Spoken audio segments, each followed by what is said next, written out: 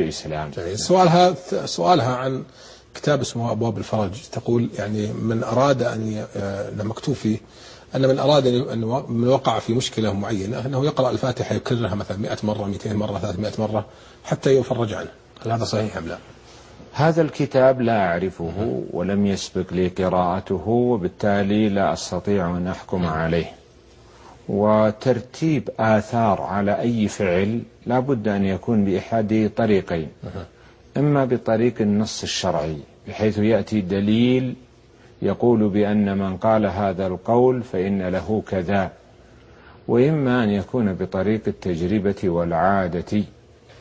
ومثل هذه الألفاظ هي ألفاظ شرعية، وبالتالي لا بد أن يكون لها مستند شرعي، فلا يصح أن نثبت لها جزاء أو ثوابا أو أمرا دنيويا إلا إذا كان هناك دليل شرعي. ومن ثم فترتيب هذا الثواب على قول هذه الأذكار بهذه الأعداد نقول بأنه من القول على الله بلا علم، وأنه لا يصح للإنسان مثل ذلك. وعندنا قواعد شرعية متعلقة بما يصيب الناس في دنياهم بحيث ترفع ما ينزل بهم من البلاء.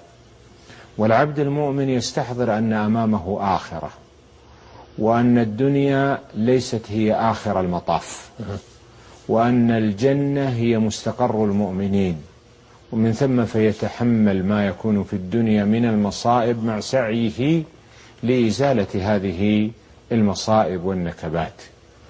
وإذا علم العبد بأن صفوة الخلق محمدا صلى الله عليه وسلم الذي اصطفاه ربه بالنبوة الخاتمة، وهو حبيب الرحمن وخليل الرحمن، ومع ذلك لم يسلم من أكدار الدنيا.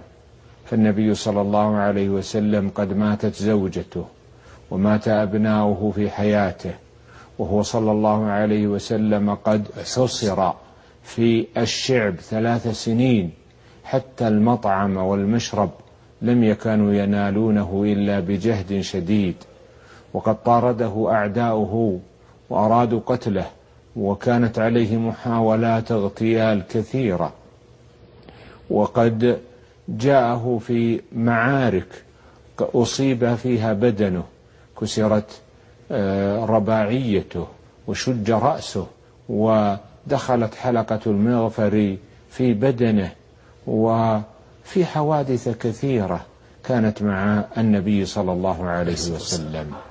وصبر صلى الله عليه وسلم، بل كان راضيا عن الله، يعلم بأن ما قدره الله عليه فهو من مصلحته وهو من سعادته دنيا وآخرة، كما قال تعالى: قل لن يصيبنا إلا ما كتب الله لنا هو مولانا وعلى الله فليتوكل المؤمنون. وكما قال النبي صلى الله عليه وسلم: عجبا لأمر المؤمن إن أمره كله له خير وليس ذلك إلا للمؤمن.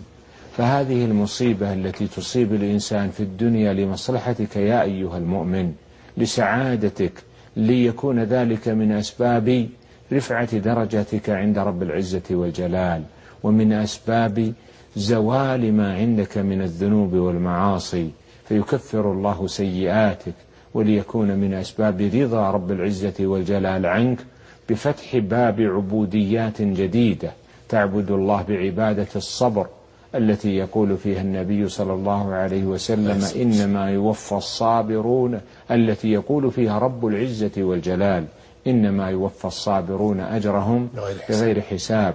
ويقول النبي صلى الله عليه وسلم: ما آتى الله أحدا وما أعطى الله عطاء مثل الصبر. وكذلك يفتح الله عليك باب الرضا عنه، فعندما تأتيك المصيبة وترضى عن الله لما أنزل بك هذه المصيبة، لأنك تعلم أن الله جل وعلا إنما أراد بك الخير، فحينئذ يرضى الله عنك ويكون من أسباب دخولك الجنان. ثم إذا بذلت الأسباب لإزالة هذه المصيبة وهذه النكبة فحينئذ تؤجر أجرا آخر، ومن ثم يكون لك الأجر العظيم والثواب الجزيل في أداء مثل هذه الأعمال التي يرفع الله بها ما نزل بك من البلاء. فحينئذ لا يتسخط الإنسان من البلاء الذي نزل به ولا يجزع، بل يكون راضيا مبتسما مقبلا على حياته سعيدا فيها ولو نزل به ما نزل من البلاء. وإذا كان الله عز وجل قد أنزل بك بلاء ليختبرك في شيء قليل من حياتك، فاعلم بأن الله قد أنعم عليك بأشياء كثيرة.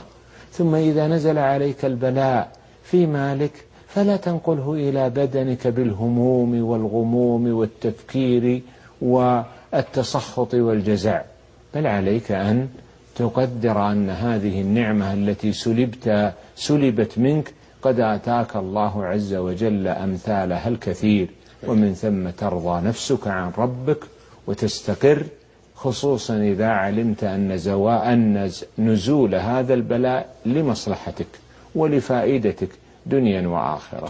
نعم. جزاك الله خير.